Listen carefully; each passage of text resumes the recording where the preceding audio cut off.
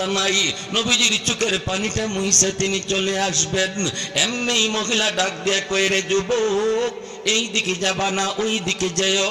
আল্লাহর নবী বলেন, মা গো, ওই দিকে গেলে পরে কি হবে আর ওদিকে গেলে কি হবে?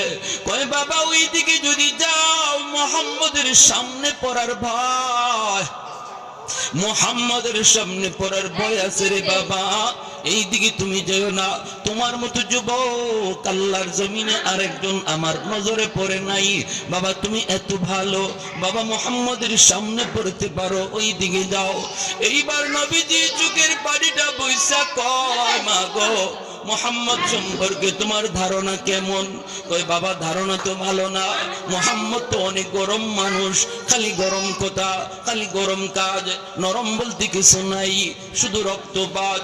নবী তখন বলেন, মা গো, মুহাম্মদ সম্পর্কে তোমার এমন ধারণা,